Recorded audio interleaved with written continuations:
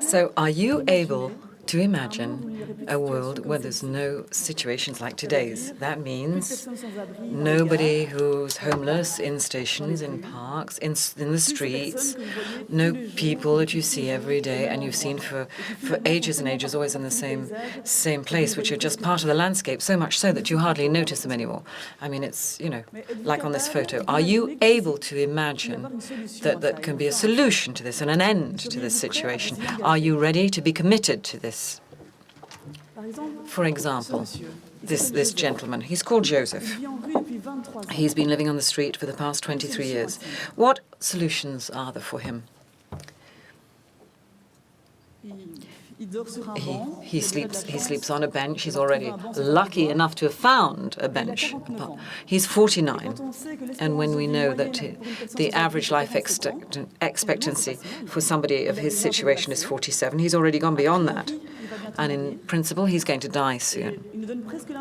And one almost has the impression that it would be better for him if he did.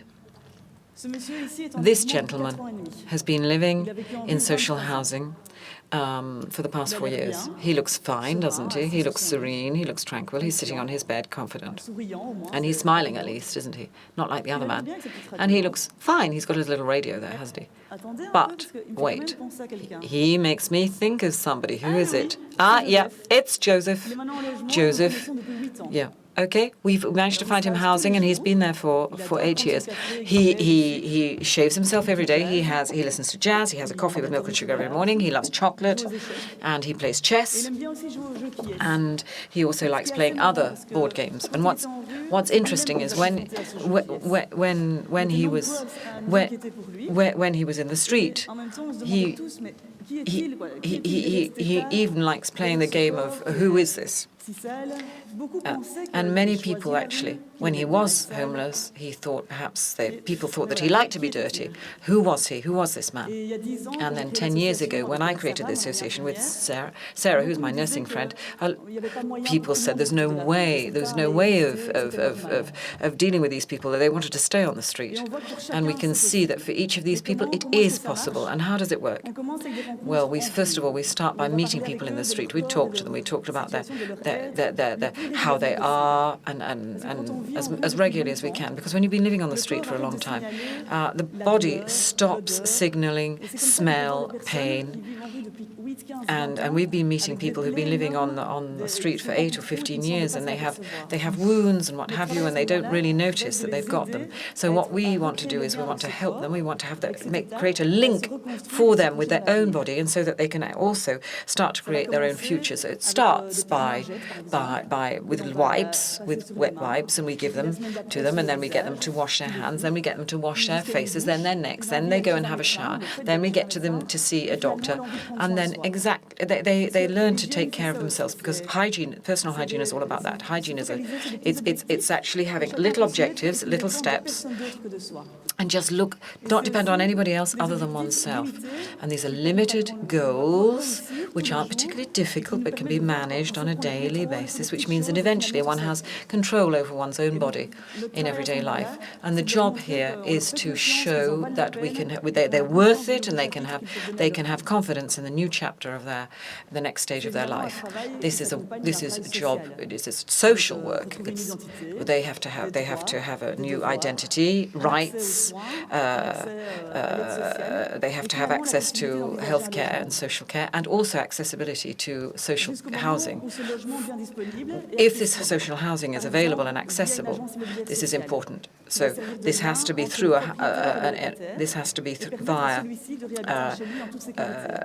an association which enables the person to be able to have the home, and a social working team which can accompany this man and help him to have new daily habits and meet neighbors, and prevent him from shouting and screaming like maybe he did every night out in the street, and that he can't just stay in bed for 3 days watching TV, because And we've got to be very careful as well that he doesn't suffer from an embolism, which might be provoked by his previous lifestyle. So we want them to create new dreams, new prospects. We want to put in place a whole network so that they have long-term contacts with charitable workers, with healthcare workers, and with nurses. So why not go to the seaside? Why not eventually form new friendships? This is work that means it takes a lot of time. You can't just do it. It takes many years to develop. So for each person involved, despite this sort of chaotic lifestyle that they may have had, and it may seem very difficult, it's possible for each homeless person to actually get out of this situation. We have to work, of course, with lots of other different people who sweep the streets, psychiatrists, people in hospitals, people who run shops, people who run the parks, social workers. The larger the network and the more motivated they are, the quicker the change will be effected. And we always have to take into account the desire of the person concerned, because it's his or her desire to get out of the situation that will help. With this association, Nurses of the Street, we're dealing with people who are very vulnerable. We're dealing with people who have maybe psychiatric or behavioral problems. They've been on the street for 8 or 20 years. They have several chronic diseases, maybe hygiene problems, and people around them are fatalistic and have little hope for them. So it's very important to get them to project themselves into the future. We've been doing this for 10 years. So 10 years, we can see that it works. So we want to share this experience with you. 75 people are involved in. We're following these people, and we're making sure that they're living off the street and we can get involved again. 75 people. Maybe that doesn't seem to be very much to you, but yes, it is a lot, because otherwise they would have been destined to die in the street, and it would almost have been thought of as normal that they should die in the street. But in fact, now they're living in their own homes and they have a future to look forward to. Have confidence. So it's always good to have confidence. In the same way that if you have a depressed friend, it's up to you to believe in his ability to be able to step out of it. It's you who can choose to say that it is, and that he can get out of it, and you can transmit positive energy to the person. Sometimes over the telephone you can communicate a smile. So transmit this energy, transmit this positive thinking, and transmit this dream so that they can achieve their own dreams. Okay, it's not that easy to get out of the street, isn't it? And not very easy to step out of the prejudices that one has. We have confidence, and then we have confidence in you. Because be a homeless people isn't an identity, it's a temporary situation. So why not think about having a situation where there are no homeless? Are you ready to be committed to this? With the team who are called Nurses in the Street, we're aiming for 0 people on the street. And we want to share this with a number of politicians and other associations. And when we know that the proportions are just the same in other towns, be it Paris or Brussels or elsewhere in Brussels, Belgium and France, we want to extend this to other countries and continents. Thank you very much.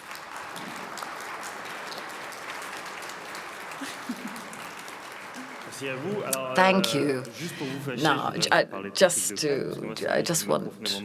want to talk to you about a book called The Drowned, which talks about the people who live in the street. This is a first alarm call, and then we had, I think it was Monsieur Jospin who was actually claiming at the end of his mandate that he was aiming for 0 people out on the street. But more seriously, let's say that there's a lot of people. There seems to be an explosion in the numbers of people who are homeless and living on the street. And do you think you could come and help us out here in France? Well, of course.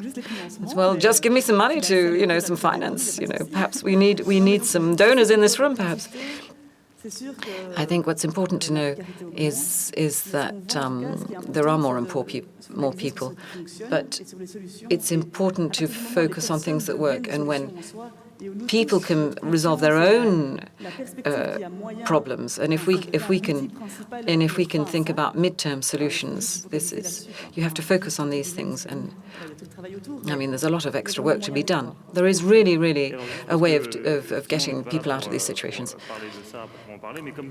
Now, as everybody is going to leave this conference by clicking on hashtag positive action, how much money do you need for your annual budget? What would be a successful amount of money to be collected? Well, for 2015, we need 100,000 euros, but that's for 2016, we haven't. It's about 950,000 euros. So it depends on what the authorities can give us. And we're hoping as well we might be able to get some of the funds from elsewhere. But with everybody's individual investment as well, this will help. What's most important for us, of course, sure, we're always asking for donations, but the most important thing for me coming here is to say, please leave here. It's not just about donation, but when you do meet people who are living in the street, you're meeting somebody in the street and you pass them for the past 10 years. Think.